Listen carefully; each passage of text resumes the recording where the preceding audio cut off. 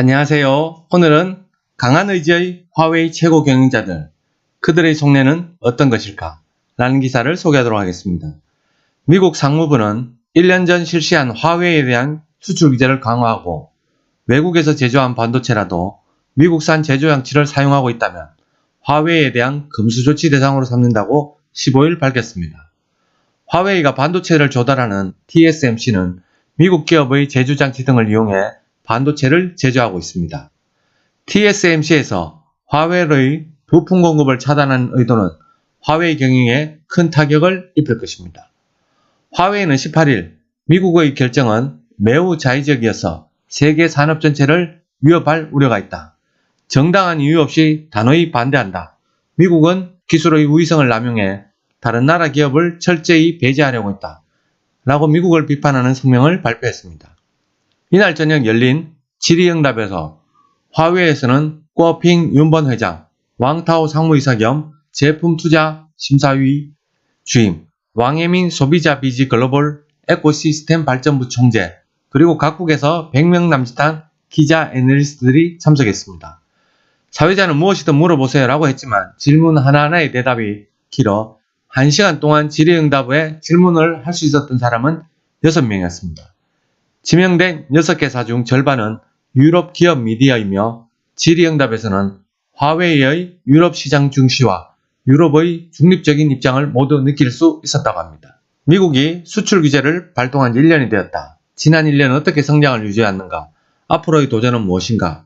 중국 국영TV, CCTV, 곽평윤 회장, 어려움과 도전의 한 해였습니다. 2019년 5월 16일 미국의 엔티티 리스트에 올랐다는 소식을 듣고 매우 동요했던 기억이 납니다. 그 후 고객, 파트너 기업 그리고 화웨이의 종업원들에게 상황을 설명하고 커뮤니케이션에 많은 시간을 사용했습니다. 또 기술 면에서 많은 제약을 받으며 연구개발에 투자를 30%까지 늘렸습니다.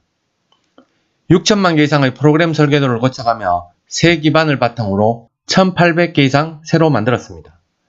자재의 대체 조달 방법을 생각하는 것을 포함해 많은 노력과 비용을 투자하게 되었습니다.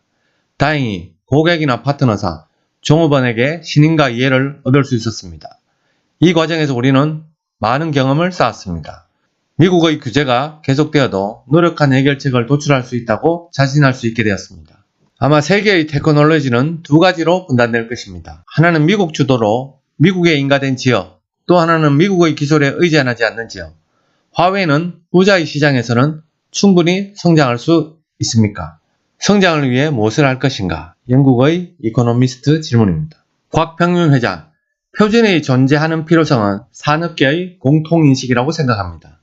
2G나 3G 시대, 해외에 가거나 지역을 넘나들 때 우리는 휴대폰을 바꿔야 했습니다. 규격이 달라서 그랬고 매우 불편했습니다. 5G 때 시대가 되면서 그 문제는 해소되었습니다. 2G 시대 미국은 통신사에 따라 규격이 달라져 그것이 원인이 되어 미국의 통신 설비 메이커는 경쟁 속에서 쇠퇴해 갔습니다. 화웨이의 라이벌도 되지 않았습니다. 미국은 그것을 교훈으로 삼고 있는 것 같습니다. 한편 유럽은 GSM을 세계로 넓혀나가 유럽의 통신사와 통신설비 메이커는 큰 이익을 얻었습니다. 이러한 경험을 보면 메이커, 통신사, 소비자는 모두 통일된 표준으로부터 혜택을 받을 수 있는 것은 분명합니다. 다들 같은 인식이 아닐까요? 국제조직은 표준 작성에 나설 것이고 화웨이도 거기에 적극적으로 참가할 것입니다. 오픈, 공평, 편견을 갖지 않는다는 기본 원칙에 근거해 글로벌 표준의 실현에 기여해 나갈 것입니다. 지난 1년 동안 미국의 수출 규제를 받아도 화웨이는 실적이 나쁘지 않았습니다. 금년 실적은 어떻게 예상하는지요? 고기능성 스마트폰의 칩 조달로 어떤 문제가 있을까요?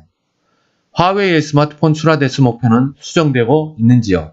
미국 금융매체의 블룸버거 질문입니다.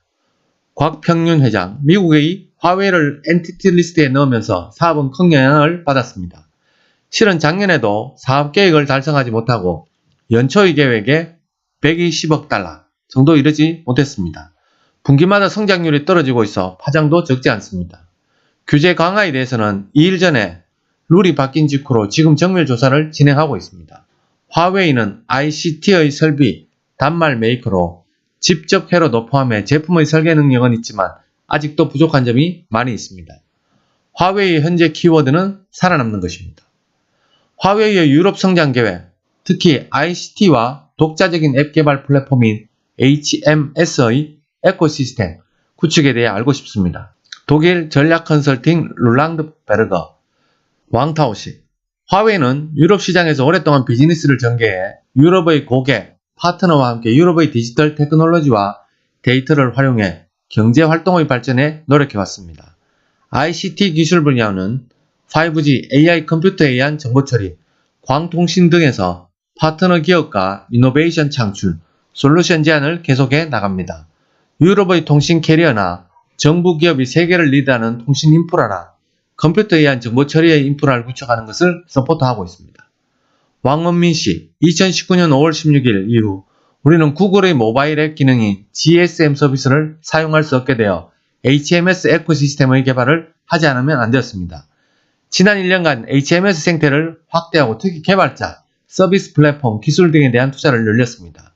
2020년 1월에서 3월까지 HMS 생태계에 참가한 개발자는 140만 명을 넘어 2019년에 비해 150% 증가했습니다. 또 지도 기능에서는 유럽의 TOM-T1, 검색 시스템에서는 프랑스의 Qwant, 뉴스 기능에서는 뉴스 UK라고 하는 것처럼 유럽의 기업과의 전방위적인 협력을 전개하고 있습니다. 새로운 에코시스템의 구축은 무조건 현재의 소비자의 요구에 부응해야 하며 앱이나 플랫폼의 로컬화도 에코시스템의 중요한 전략입니다. 향후는 유럽의 개발자나 파트너 기업에 서비스 플랫폼, 이노베이션 랩을 제공해 에코시스템의 참가를 재촉해 나갈 것입니다. 미국의 화웨이에 대한 글로벌 업무 압력은 앞으로도 계속될 것입니다.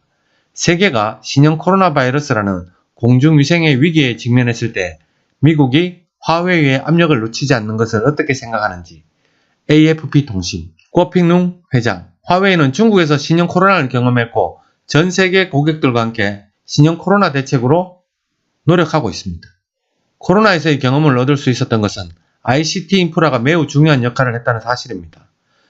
중국, 특히 우한 같은 대도시는 주택 면적이 작아 80일 이상 집안에 있는다는 것은 아주 큰일입니다. 화웨이는 정부와 기업과 협력해 코로나 대책으로 솔루션을 개발했고 유럽, 아프리카, 아시아에서 네트워크 개발에 기여했습니다. 예를 들어 우한의 도시 봉쇄로 정부는 동영상 콘텐츠 제공업체에 서비스를 무료로 개방하도록 요청했습니다. 그러한 장면에서도 중국의 네트워크는 접속이 안정되어 원격 의료, 원격 교육, 원격 작업에도 공헌했습니다. ICT 발전에 공헌해온 화웨이를 미국 정부는 왜 계속 박해하는가? 솔직히 말하면 이유는 없다고 생각합니다. 최근 미국 고관의 강연이나 스피치를 읽고 이렇게 총괄하고 있습니다. 미국은 자국의 기술적 우위의 패권의 기초를 이루고 있으며 다른 국가가 기업의 기술 위성은 미국의 패권을 손상시킨다고 생각하고 있습니다. 불행하게도 화웨이는 성장이 빠른 ICT 분야에서 기술적 우위성을 확립했습니다. 프랑스 대통령도 연설에서 흔히 EU의 인프라와 디지털 주권 구축을 가속해야 한다고 말한 적이 있습니다. 수출 규제가 강화되는 가운데 화웨이 클라우드에 대한 기대와 과제는 무엇일까요? 중국 전문 매체 통신세계 왕웨이민 씨, 향후 10년은 디지털화, 스마트화의 시프트가 진행되는 황금의 10년이 될 것입니다. 화웨이 클라우드는 그 중에서도 열쇠가 될 것입니다. 화웨이는 스마트 디바이스, 네트워크, 컴퓨터에 의한 정보 처리, 클라우드로의 확인으로 솔루션을 만들어내고 있습니다. 향후도 이노베이션을 계속해 고객과 스마트 세계에 공헌하고자 합니다. 본 기사는 일본의 동양경제의 21일자 기사 내용입니다. 준비한 소식은 여기까지입니다. 감사합니다.